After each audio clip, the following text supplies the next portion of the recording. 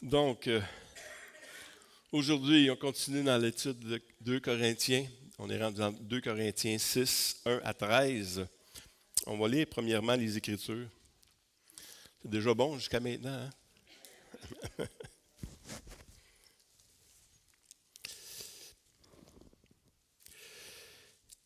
Puisque nous travaillons avec Dieu, nous vous exhortons à ne pas recevoir la grâce de Dieu en vain.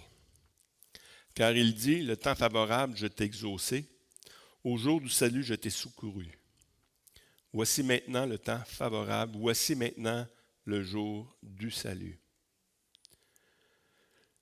Nous ne donnons aucun sujet de scandale en quoi que ce soit, afin que le ministère ne soit pas un objet de blâme.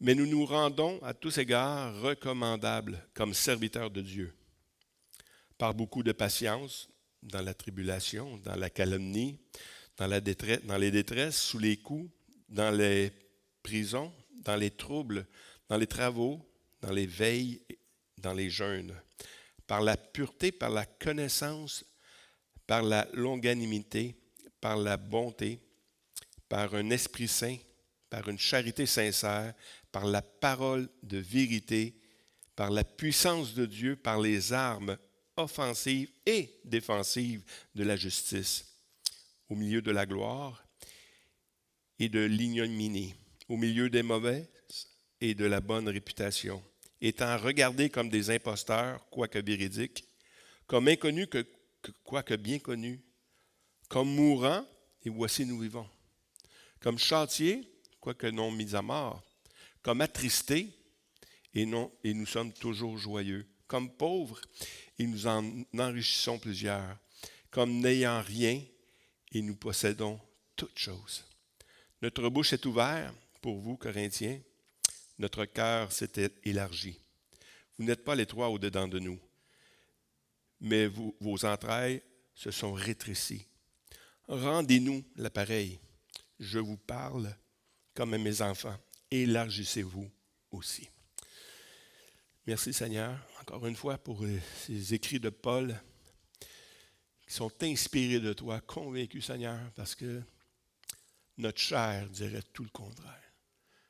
Mais toi, Saint-Esprit, viens nous montrer la vraie voie, la vraie religion, la vraie sanctification, Seigneur, afin qu'on puisse te rendre grâce, Seigneur Dieu, comme nous devons te rendre grâce. Bénis chacun de nous à partir de ta parole, à partir des partages, à partir de notre communion les uns les autres, pour ta gloire. Au nom de Jésus. Amen. Amen. Donc, c'est un passage. Est-ce qu'on a vu l'action de grâce là-dedans? Le mot action de grâce n'est pas là. Mais nous allons voir que l'action de grâce, c'est large. Et l'action de grâce, ça dépasse même nos paroles. Et puis, avec le premier passage, puisque nous travaillons avec Dieu, nous vous exhortons à ne pas recevoir la grâce de Dieu en vain.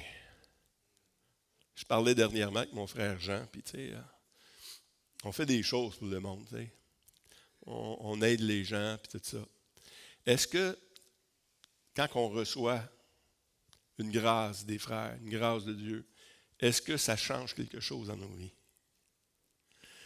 Bien, recevoir la grâce de Dieu, il ne faut pas la recevoir en vain.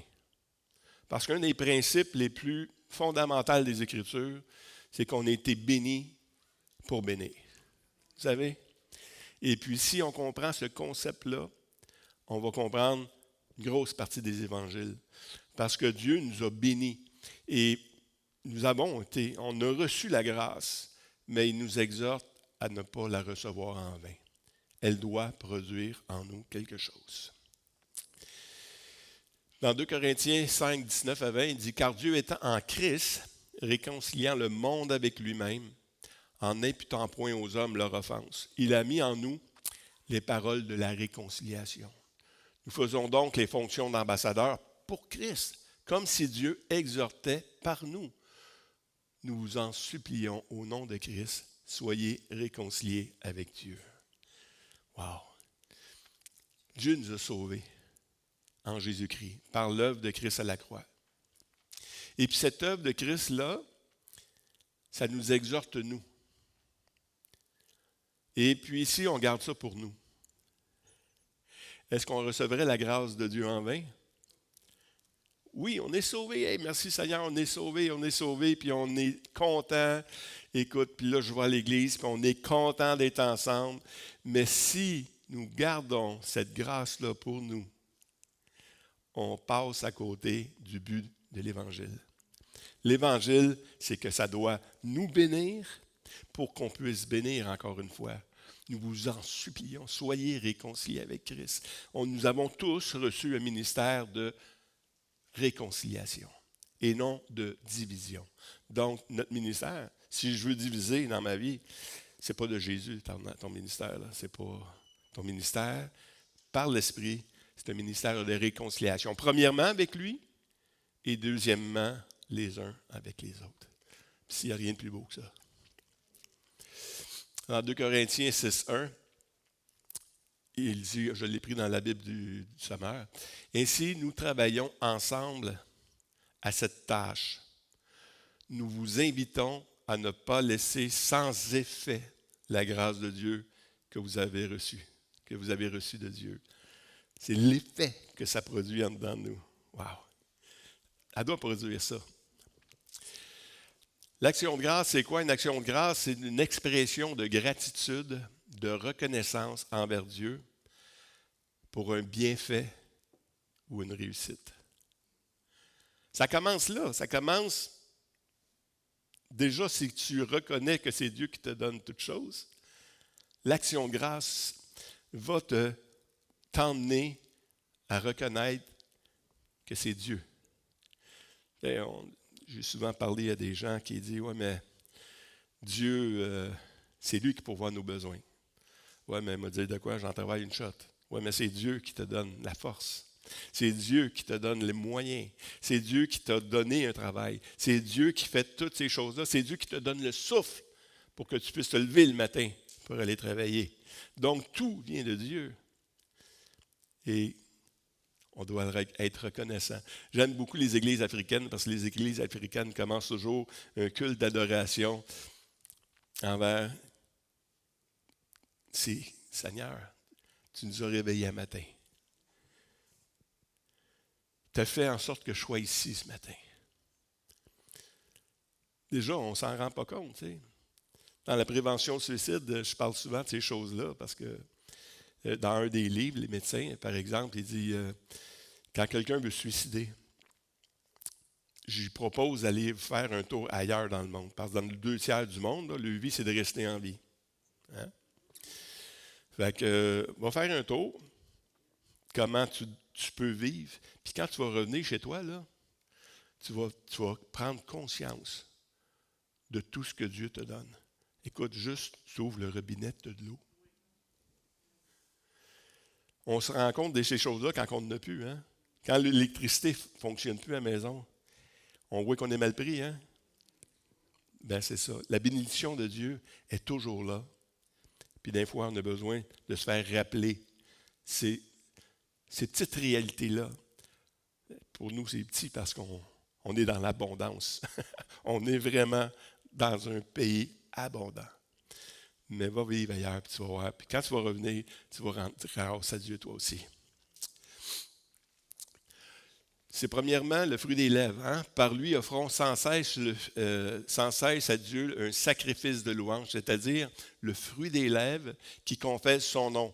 Et n'oublions pas la bienfaisance, et la libéralité, car c'est à tel sacrifice que Dieu prend plaisir.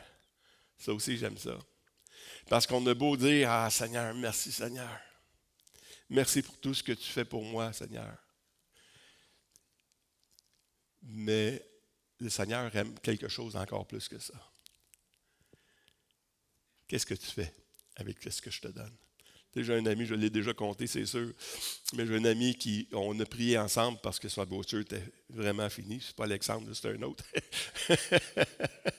Et puis on a prié ensemble, puis il y a eu une voiture, mais vraiment spéciale. Mais il y avait comment tu appelles ça en français? Un hitch, hein? Une boule, en tout cas en arrière, là, pour traîner les. Il l'a enlevé. Pourquoi t'as enlevé ça? Ah, je ne veux pas me faire déranger parce que tous les fois que quelqu'un veut déménager, il va m'appeler. Crime. C'est complètement le contraire de l'Évangile. Réjouis-toi, le Seigneur t'a béni avec ça aussi pour que tu puisses bénir les autres. La vraie action de grâce, le vrai fruit des lèvres, c'est celle qui s'occupe des autres aussi. Wow! J'espère que ça parle à quelqu'un. Parce que le contraire, c'est que ce peuple m'honore des lèvres, mais son cœur est éloigné de moi. Son cœur est éloigné de moi. Parce que le cœur de Dieu, c'est le monde. C'est pas juste je vous ai sauvé, écoutez, je suis content que. Puis on est bien ensemble. Vous êtes tellement beau, tellement fin. Non, non.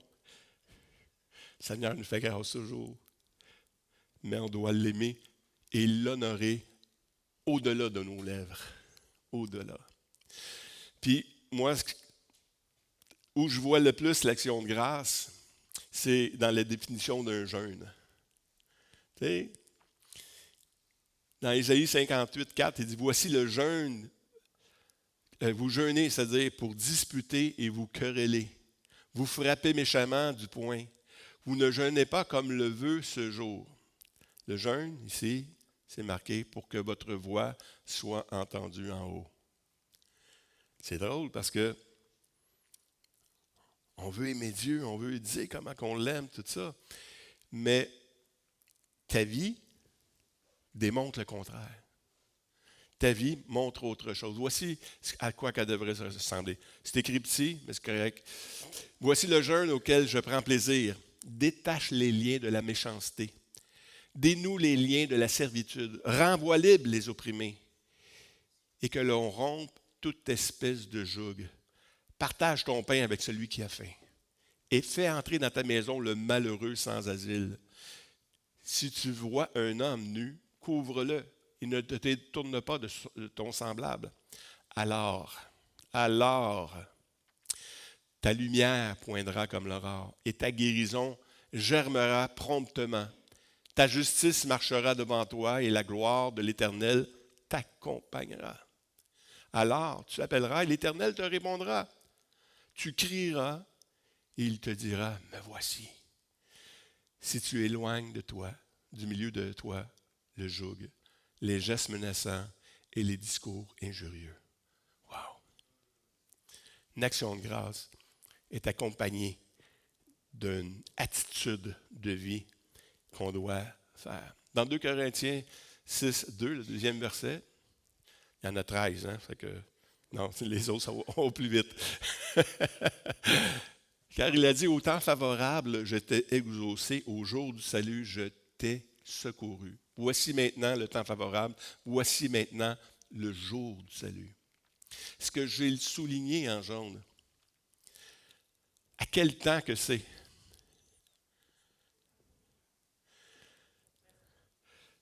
Oui, mais quand il est accompagné de quelque chose, le présent devient passé. Au temps favorable, je t'ai exaucé. Donc, je t'ai exaucé, c'est dans le passé, ça. C'est quelque chose que Dieu a déjà fait. Hein, au jour du salut, je t'ai secouru. C'est encore dans le passé. Il est venu déjà nous secourir. Voici maintenant le temps favorable. Voici maintenant le jour du salut.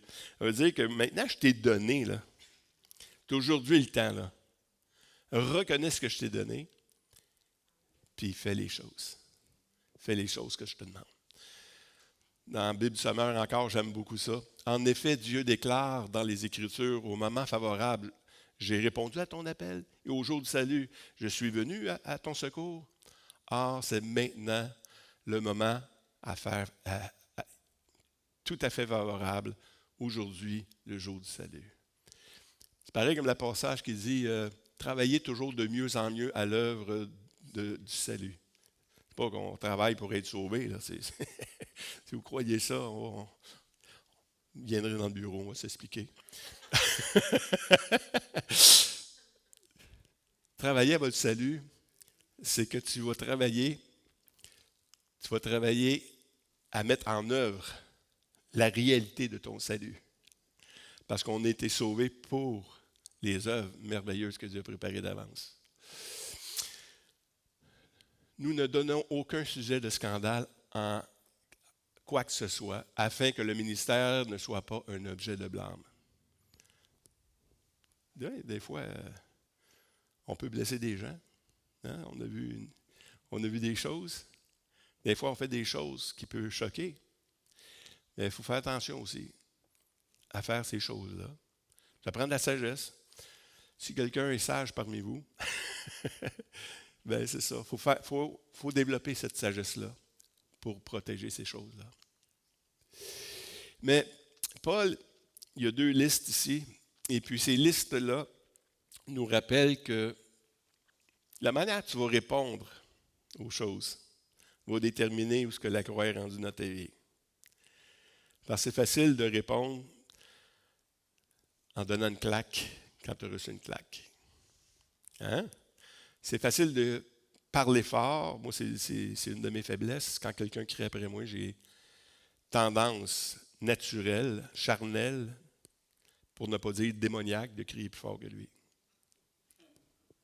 Mais le Saint-Esprit, c'est pas ça. Le Saint-Esprit, c'est autre chose. Mais nous nous rendons à tout égard recommandables comme serviteurs de Dieu. Comment? Avec beaucoup de patience. Avec beaucoup de patience. Ça prend de la patience. Ça prend de la patience dans tous les domaines. Dans quel domaine? Dans la tribulation. Hey. Dans la calomnie. Dans la détresse. Jusqu'à là, c'est quand même pas pire. Ça ne te touche pas trop fort. À moins que tu sois bien orgueilleux. Mais là, tu tombes des coups, sous les coups. Là, ça commence à... Hein? Il monte une coche un peu, là. Dans les prisons. Nous autres, dans les prisons, ici, c'est quasiment un club med, là, mais dans ce temps-là, c'était pas ça. Dans les troubles. Beaucoup de troubles. Dans les travaux. Dans les veilles. Écoute, je ne dors plus. Beaucoup de patience dans les veilles. Dans les jeûnes. Ici, les jeûnes, ce n'est pas un jeûne, on va jeûner aujourd'hui. Là. C'est que tu ne peux pas manger aujourd'hui. C'est la privation de nourriture. Ça prend beaucoup de patience. Parce que la vie chrétienne, ce n'est pas toujours facile. Dans 6 et 7. Mais aussi, en restant pur, dans la pureté, par la connaissance. Est-ce que vous avez connu le Seigneur? Ou est-ce que le Seigneur vous connaît? Par la longanimité, ça c'est la patience. Par la bonté. Est-ce que vous êtes reconnu pour la bonté? Par un esprit saint. Ce qui sort d'ici, là, tu sais tout de suite si c'est de Dieu ou pas de Dieu. Par une charité sincère. Une charité, c'est de l'amour. Mais de l'amour sincère, c'est que tu n'aimes pas juste avec ta bouche. Par une parole de vérité, par la puissance de Dieu, par les armes offensives et défensives de Dieu. On le prend souvent pour nous. Hein? On va se défendre. Les armes offensives, défensives de Dieu. Mais on est dans une armée. Puis on doit combattre les uns pour les autres. 8 et 10, au milieu de la gloire et de l'ignominie. Hein, c'est le contraire de la gloire. Au milieu d'une mauvaise et d'une bonne réputation. Parce que des fois, tu peux avoir une bonne réputation pour quelqu'un, puis tu peux avoir une mauvaise réputation pour un autre. Mais malgré tout ça, des fois, tu as la gloire, ça va bien, tout le monde pense que tu es gentil. Puis à un moment donné, quelqu'un s'aperçoit que tu n'es pas si gentil que ça. Mais il faut avoir de la patience. Étant regardé, là, c'est comme si le monde, là, c'est le côté péjoratif, là. On est regardé comme des imposteurs. Hey, moi, c'est C'est ce que je vis quasiment tous les jours. Tu sais. Quand tu prêches l'Évangile, écoute, l'Évangile, tu es quelqu'un qui croit encore à ça, l'Évangile? C'est des contes, c'est des fables. Non, non, non. Tu l'as-tu déjà lu? Non. Mais pourquoi tu te donnes ton avis? On n'est pas des imposteurs. Fait que si la Bible est pas bonne, ou ce qui est écrit là-dedans, c'est pas vrai, bien, je suis un imposteur. Non. On a connu quelque chose. Il n'y a personne qui peut nous l'enlever. Comme imposteur, quoique véridique, comme inconnu, quoique bien connu. On est connu de Dieu encore. Comme mourant, mais voici nous vivons. Comme châtié, comme si on était châtié de Dieu quand il arrive quelque chose, quoique non mis à mort. Comme attristé, et nous sommes toujours joyeux. Ça, je le vois souvent. Et j'aime ça, voir des chrétiens qui pourraient être attristés par des événements, parce qu'on vit toutes la même chose dans la vie, là. Hein? Mais quand tu as le Seigneur dans ta vie, ta réaction est bien différente. Comme attristés, nous sommes toujours joyeux. Comme pauvres, Dieu a pris les plus pauvres du monde. Nous en enrichissons plusieurs. Ben voyons. Je le vois ça. Comme n'ayant rien, mais nous possédons toutes choses. Dieu dit, la terre est à moi. Tous les bétails, tous les animaux, tout ça, c'est à moi. Ce qui est à moi, c'est à vous autres. Si vous êtes dans une alliance avec Dieu, tout ce que Dieu possède est à vous. Donc, c'est comme ça, on n'a rien, mais en même temps, on possède tout. Wow. On va finir, il reste 3 versets. Et c'est ça qui conclut un peu, puis c'est ça qui conclut aujourd'hui, mais c'est ça aussi qui fait l'introduction de ce qui s'en vient après, qu'on va voir une autre semaine. Notre bouche est ouverte pour vous, Corinthiens. Notre cœur s'est élargi. Notre bouche s'est ouverte et notre cœur s'est élargi. C'est, t'as beau dire des choses, mais si ton cœur n'est pas là, il manque quelque chose. Il y a une chose qui manque. Notre bouche est ouverte pour vous, Corinthiens, et notre cœur s'est élargi. C'est qu'on vous a démontré de l'amour. On vous a démontré de la grâce. On vous a démontré, malgré tout ce qu'on a vécu avec vous, Corinthiens, parce qu'on a vu tantôt, tout ce que Paul décrivait, là, c'est que l'Église de Corinthe avait des ennemis de Paul dans l'Église. Et les ennemis de Paul parlaient contre lui, ils le calomniaient, ils l'abaissaient, ils disaient toutes sortes de choses. Allez les Corinthiens, c'est phénoménal que cette Église-là, Paul continue à les aimer et à vouloir les aider. Mais Paul, malgré tout ce qui est arrivé, il dit, moi là, non seulement je vous le dis, je vous aime, là, mais mon cœur va vous le prouver. Petits enfants, n'aimons point en parole et avec la langue, mais en action et en vérité. Wow! Voici une action de grâce. 2 Corinthiens 6,12, vous êtes point à l'étroit dedans de nous, mais vos entrailles se sont rétrécies. Les entrailles, c'est le cœur. Vos sentiments, vos émotions pour nous, ils ont rétréci. Parce qu'il y a quelqu'un qui est allé chez vous, puis il a parlé mal en nous, puis il a dit des mauvaises choses. Puis ça a brisé un peu ce lien de confiance-là entre nous et vous. Mais c'est pas en nous que vous êtes étroits. C'est vous, vos entrailles, c'est rétréci. Et il conclut, je le conclue avec la Bible du français courant, nous ne vous avons point refusé notre affection, mais c'est vous qui avez fermé vos cœurs. On doit ouvrir nos cœurs. Une action de grâce, c'est de reconnaître que Dieu est en toutes choses, que Dieu produit toutes choses. Et on ne doit pas fermer nos cœurs. On ne doit pas briser nos relations. On a vu tantôt, dans ce même passage, qu'on a reçu un ministère de réconciliation. Fait que si on brise, c'est qu'on ferme nos cœurs. Mais si on ouvre, si on accepte qu'on n'est pas parfait, mais wow, ça rend gloire à Dieu.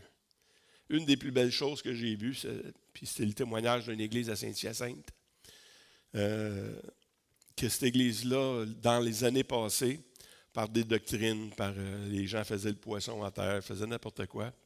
Et puis, il y a eu division. Ça se criait à travers l'église, là. Des gens se criaient, puis faisaient le contraire de ce qu'on a vu. Et 20 ans après, je crois, si ma mémoire est bonne, ben, toutes ces divisions-là qu'il y a eu dans l'Église, ça a fait d'autres églises. 20 ans après, ces églises-là, qui étaient les fils des pasteurs, ils ont dit, pourquoi qu'on ne viendrait pas ensemble? Pour la gloire de Dieu. Et ces 3 églises-là sont revenues ensemble. Puis aujourd'hui, depuis ce temps-là, sont toujours ensemble. Quel beau témoignage. Ça, c'est un beau témoignage. C'est une action de grâce. C'est un œuvre de dire, Dieu nous a pardonné. Pourquoi qu'on ne se pardonnerait pas? Dieu nous a unis. Pourquoi on veut vivre dans la division? La vraie action de grâce, c'est marcher comme Dieu veut qu'on marche. Amen. Dernier passage. Alors, je m'adresse à vous. Hein? C'est pas moi qui l'ai écrit, ça vient de la parole. Mes enfants, répondez à notre affection. Ouvrez-nous largement votre cœur. C'est ça que la parole de Dieu dit. Et je crois, c'est le dernier. On dit que l'arbre est bon et que le fruit est bon. On dit que l'arbre est mauvais et que son fruit est mauvais, car on connaît l'arbre à son fruit. Car c'est de l'abondance du cœur que la bouche parle. Wow. Si le Seigneur est rendu là dans votre vie, faites-le pareil pour les autres. Amen. Amen. Merci Seigneur pour ta parole. Merci Seigneur parce que tu nous montres par Paul, malgré toute l'affliction que Paul avait avec cette église de Corinthe, il ne pouvait pas s'empêcher de l'aimer. Il ne pouvait pas s'empêcher de vouloir le meilleur pour eux. Il ne pouvait pas, Seigneur Dieu, parce que c'est ton amour qui nous presse pour faire les choses. Notre chair veut la division, notre chair veut la séparation, mais ton esprit, lui, veut qu'on soit unis dans la force, afin que ton nom pour toi, Seigneur Dieu, c'est ton nom. Ce n'est pas chacun de nous, Seigneur. Ça n'a pas rapport à nous, ça a rapport à toi, à ce qu'on fait. Et on va te dire merci de nous réconcilier. Tu l'as déjà fait en nous, par Jésus-Christ, envers le Père. Mais aide-nous, Seigneur Dieu, avec une puissance du Saint-Esprit, avec une parole de sagesse, Seigneur, d'être réconciliés les uns avec les autres. Dans le nom de Christ. Amen. Amen.